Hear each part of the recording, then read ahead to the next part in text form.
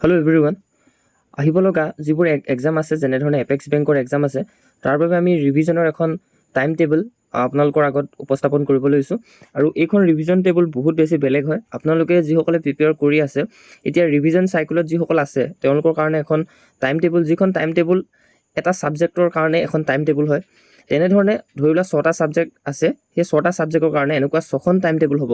গতিকে মই এখন ইয়াত উদাহৰণস্বৰূপে বুজাই দিছোঁ। বহুত ধুনীয়া এইটো ৰিভিজন টাইম টেবল হয়। যোনে কৰে তেওঁ গম পাব। এইটো যদি আপুনিও এনেকুৱা টাইম টেবল লৈছে বা জানে, তেতিয়া আপুনি কমেণ্ট ছেকশ্যনত জনাব। মই ভাবোঁ এই টাইম টেবলটো বহুত বেছি বেলেগ হয়।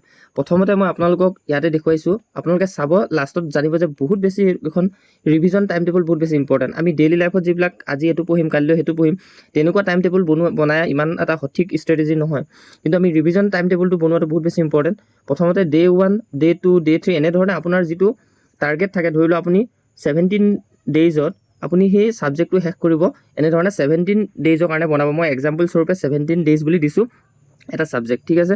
এতিয়া যিহেতু আমাৰ এক্সাম আহি আছে এপেক্স বেংকৰ কাৰণে, মই ভাবিলোঁ যে নন পাৰফৰ্মিং এছেট অৰ্থাৎ NPA বিষয়লৈ আজি পঢ়োঁ। গতিকে মই ফাৰ্ষ্ট ডেটোত NPA কাৰণে পঢ়িলোঁ। এইটো হৈছে মোৰ প্ৰথম দিন, ইয়াতে ট্ৰিক কৰিলোঁ মই, আৰু সেইটো ৰিভিজন কৰিলোঁ। অৰ্থাৎ NPA যিটো চেপ্টাৰ আছিলে, সেই NPA চেপ্টাৰটো শেষ কৰিলোঁ। এতিয়া দ্বিতীয় দিন কি হ'ব, মই নতুন এটা, যিহেতু NPAৰ পাছত নতুন এটা চেপ্টাৰ পঢ়িম, ধৰি লোৱা মই ডিজিটেল বেংকিঙৰ কাৰণে পঢ়িব ল'লোঁ। সেইকাৰণে ডিজিটেল বেংকিং এইটো এইটো প্ৰথমৰ দিন আছিলে আমাৰ NPAটো, আৰু এইটো দ্বিতীয় দিন হ'ব। ইয়াতে আপুনি যিটো ছাবজেক্ট লিখিব, ধৰি লোৱা আজি মই ডিজিটেল বেংকিঙৰ বিষয়ে পঢ়িম, ইয়াতে DB বুলি লিখিলোঁ, ডিজিটেল বেংকিং চেপ্টাৰটো হ'ব। এতিয়া মই এই যিটো ডিজিটেল বেংকিং পঢ়িম, এতিয়া তাৰ আগত পঢ়াৰ আগতে মই কি কৰিম, এই যিটো NPA চেপ্টাৰটো পঢ়িছিলোঁ, ইয়াৰ পুনত থাকিব আমাৰ এই NPA, আকৌ সেই ডে 2তে থাকিব আমাৰ NPA চেপ্টাৰটো। কাৰণ আমি প্ৰথমৰ ডেটোত যিখিনি কাম কৰিলোঁ, ডে 2ত সেইটো ৰিভিজন দিহে আকৌ আমি ডিজিটেল বেংকিংটোলৈ যাম। সেই দ্বিতীয় দিনা আমাৰ দুটা কাম হৈ যাব। অৰ্থাৎ আমি আগতে যিটো NPA পঢ়িছিলোঁ সেইটো ৰিভিজন দিলোঁ, তাৰপিছতে আমি ডিজিটেল বেংকিঙলৈ গ'লোঁ। ঠিক তেনেকৈ থাৰ্ডৰ যিটো দিন হ'ব, সেইটো আমি বেংকৰ, ধৰি লোৱা যিবিলাক বেংকৰ যিটো ছিষ্টেমটো পঢ়িলোঁ, অৰ্থাৎ পে'মেণ্ট ছিষ্টেমৰ বিষয়লৈ পঢ়িলোঁ, মানে ইণ্টাৰনেট বেংকিঙৰ বিষয়লৈ ধৰি লোৱা 3 নম্বৰ দিনটোত পঢ়িলোঁ। এইটোক আমি ইণ্টাৰনেট বেংকিং বুলি ধৰি লৈছোঁ, ঠিক আছে। ইণ্টাৰনেট বেংকিং বুলি মই লিখি দিছোঁ, IB বুলি ইয়াতে লিখি দিলোঁ। এইটো 3 নম্বৰ দিন। এতিয়া 3 নম্বৰ দিনত মই যে ফাৰ্ষ্ট আৰু ছেকেণ্ড দিনত যিকেইটা পঢ়িছিলোঁ, অৰ্থাৎ NPA পঢ়িছিলোঁ, সেই NPAটো মই প্ৰথম এবাৰ ৰিভাইজ কৰি ল'ম, অৰ্থাৎ লিখি ৰিভাইজ কৰাটো বেষ্ট হয়। তাৰপিছত ডিজিটেল বেংকিংটো ৰিভাইজ কৰি ল'ম, তাৰপিছতে মই ইণ্টাৰনেট বেংকিংটো নিউ চেপ্টাৰটো অৰ্থাৎ পঢ়িব ল'ম বা প্ৰেক্টিছ কৰিম।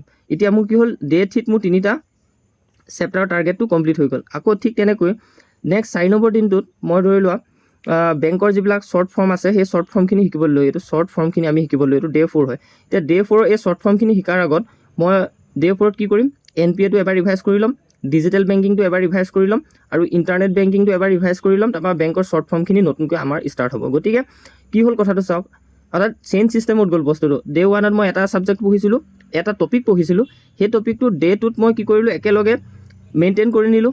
তাৰপিছতে মই ডিজিটেল বেংকিং পঢ়িলোঁ। আকৌ ডে 3ত মই কি কৰিলোঁ, ধৰি লোৱা ডে 3ত মই ইণ্টাৰনেট বেংকিঙৰ বিষয়লৈ পঢ়াৰ আগতে যিটো আমাৰ NPA আছিলে, NPAটো পঢ়িলোঁ, ডিজিটেল বেংকিং পঢ়িলোঁ, তাৰপিছতে ইণ্টাৰনেট বেংকিং পঢ়িলোঁ। অৰ্থাৎ 3 ডেইজত আমাৰ সেই যে ফাৰ্ষ্ট ডে'ৰ পৰা যিটো ষ্টাৰ্ট কৰিছিলোঁ বা ছেকেণ্ড ডে'ত যিখিনি ষ্টাৰ্ট কৰিছিলোঁ, সেই ডে 3ত সেইখিনি কভাৰ কৰি আকৌ নতুন টপিকটোত আমি ভিজিট কৰিলোঁ। ঠিক তেনেকৈ ডে 4ত তেনেকুৱা হ'ব। এনেধৰণে গৈ থাকিব আপোনালোকৰ নতুন নতুন চেপ্টাৰ। ডে 5ত পাব, ডে 6ত পাই যাব, আৰু ডে 7ত পাই যাব। ডে 7ত পোৱাৰ লগে লগে কি হ'ব, আমি যি এই NPAটো যে পঢ়িছিলোঁ প্ৰথমৰ দিন, সেই চেপ্টাৰটো আমি এৰি যাম, সেইটো আমি নপঢ়োঁ। কি কাৰণে নপঢ়োঁ, কাৰণ আমি 7 দিন ৰিভাইজ কৰা হ'ল। ডে 1ৰ পৰা ডে 7লৈকে যিমানখিনি পঢ়ি গৈছিলোঁ, সেইখিনি সকলোখিনি যিহেতু আমি ডে 7ত ক্লিয়াৰ কৰিছোঁ। আৰু ডে 7ত মোৰ মতে এনাফ হয় এজন ষ্টুডেণ্টৰ কাৰণে। একেটা বস্তুকে চাই থাকিলে মনত থাকি যায়। ডে 8ত মই প্ৰথম চেপ্টাৰটো এৰি দিলোঁ। এতিয়া ডিজিটেল বেংকিংটো মই ৰিভাইজ কৰিলোঁ, ইণ্টাৰনেট বেংকিং ৰিভাইজ কৰিলোঁ, বেংকৰ শ্বৰ্ট ফৰ্ম ৰিভাইজ কৰিলোঁ, তাৰপৰা বেংকৰ যিবিলাক হিষ্ট্ৰী আছিলে সেইখিনি, তাৰপিছত যিবিলাক পে'মেণ্ট মেথড আছিলে, আৰু লগতে চেকৰ বিষয়লৈ পঢ়িলোঁ, আৰু এনেধৰণে বহুতখিনি পঢ়ি গ'লোঁ। তাৰপিছত আকৌ ডে 9ৰ দিনাখন কি হ'ব, এই যিটো নন পাৰফৰ্মিং এছেট আৰু ডিজিটেল বেংকিং, এই দুটাটো মই ৰিমুভ কৰিম, কাৰণ মই ডে 8লৈকে এইখিনি ৰিভাইজ কৰিলোঁ। ডে 8ত মই ডিজিটেল বেংকিঙলৈকে চালোঁ, যিহেতু এতিয়ালৈকে মোৰ ৰিভাইজ কমপ্লিট হৈ গ'ল। তাৰপিছত মই আকৌ ডে যেতিয়া 9ত পামগৈ, ডে 9ত পোৱাৰ লগে লগে ইণ্টাৰনেট বেংকিংটো আগতে চোৱা হৈছিলে, ইণ্টাৰনেট বেংকিংটো 3 নম্বৰ দিনাখন চোৱা হৈছিলে, ইণ্টাৰনেট বেংকিংটো ৰিভাইজ কৰিলোঁ। তাৰপিছত আকৌ আগৰখিনি ৰিভাইজ কৰি এই শেষৰ পৰ্যায়ত মই যিটো নতুন চেপ্টাৰ পালোঁ সেইটো ৰিভাইজ কৰি গ'লোঁ। গতিকে এই শেষৰ সময়ত শেষ হৈ গ'ল। তাৰপিছত আমাৰ এটা টপিক, দুটা টপিক, তিনিটা টপিক মই কেঞ্চেল কৰিব পাৰোঁ। তাৰপিছত আকৌ ইণ্টাৰনেট বেংকিং ষ্টাৰ্ট হ'ব। তাৰপিছত এনেকৈ গৈ থাকিব। তাৰপৰা লাষ্টত নতুন চেপ্টাৰ এটা পাম। আকৌ মই কি কৰিম, ডে 11 পোৱাৰ লগে এই সকলোখিনি মই যিখিনি ৰিভাইজ কৰিছিলোঁ এইখিনি আঁতৰাই আকৌ শ্বৰ্ট ফৰ্মৰ পৰা ষ্টাৰ্ট হৈ আকৌ নতুন চেপ্টাৰ এটা পাম। ঠিক তেনেকৈ আমাৰ চাইকেলটো চলি থাকিব আৰু শেষত গৈ আপোনাৰ অৰ্থাৎ লাষ্টৰ চেপ্টাৰটো থাকিব। এই লাষ্টৰ চেপ্টাৰৰ সময়ত আপুনি গম পাব যে মোৰ ডে 17ত সকলোখিনি কমপ্লিট হৈছে। গতিকে এতিয়া মই আকৌ পুনৰ ষ্টাৰ্ট কৰি একবাৰ অৰ্থাৎ ওৱান শ্বট ৰিভিজন দি দিওঁ। তেনেধৰণে এই চাইকেলটো কমপ্লিট হয়। গতিকে এইটোৱে আছিলে। আৰু এই যিটো ৰিভিজন টাইম টেবুল হয়, ৰিভিজন টাইম টেবুলটো যথেষ্ট ইম্পৰ্টেণ্ট হয়। আৰু লগতে যদি ভিডিঅ'টো ভাল পালে নিশ্চয়ৰূপে যিসকলে এক্সামৰ কাৰণে প্ৰিপেয়াৰ কৰি আছে তেওঁলোকে নিশ্চয়ৰূপে ভিডিঅ'টো লাইক কৰিব, কাৰণ সঠিক বস্তু এটা আজিকালি যদি দিয়া হয় তেওঁ বেছি এটা ভিউ নাহে। কিন্তু এই যিসকলে নতুনকৈ এই টাইম টেবুলটো পাইছে তেওঁলোকে নিশ্চয়ৰূপে কোনে ফ'ল' কৰে জনাব। আৰু এই টাইম টেবুলখনত আপোনালোকে এটা ছাবজেক্টৰ কাৰণে এখন টাইম টেবুল হয়, আৰু ধৰি লোৱা মেথছৰ কাৰণে মেথছৰ এনেকুৱা টাইম টেবুল হ'ব। ঠিক তেনেকৈ ইয়াতে আপুনি এটা কাম কৰিব যে যিটো চেপ্টাৰ পঢ়িব সেই চেপ্টাৰটোৰ নাম লিখি যাব, আৰু দ্বিতীয় দিনা সেই চেপ্টাৰটোৰ নাম লিখিব। তেতিয়াহে আপুনি প্ৰথমৰ ডে আৰু ছেকেণ্ডৰ ডে যিটো কাম কৰিব লৈছে এতিয়া প্ৰথমৰ ডেটো শেষ কৰিব পাৰিব বা আপোনাৰ চকুত থাকিব। আকৌ 3 নম্বৰ ডেটো এনেধৰণে গৈ থাকিব। অৰ্থাৎ ফাৰ্ষ্ট ডে যিদিনা কাম কৰিলোঁ, ছেকেণ্ড ডেও সেইটো কাম কৰিহে আকৌ নতুন চেপ্টাৰত ভিজিট কৰিলোঁ। আকৌ থাৰ্ড ডে দিনাখন যদি আমি নতুন চেপ্টাৰ পঢ়িব লওঁ তেতিয়া আমি ফাৰ্ষ্ট ডে আৰু ছেকেণ্ড ডে কামখিনি শেষ কৰি ৰিভাইজ কৰি থাৰ্ড ডে কামটো কৰিলোঁ। ঠিক তেনেকৈ এনেকুৱা এটা চাইকেল যদি ফ'ল' কৰা হয় ৰিভিজনটো বহুত সোনকালে মনত থাকে।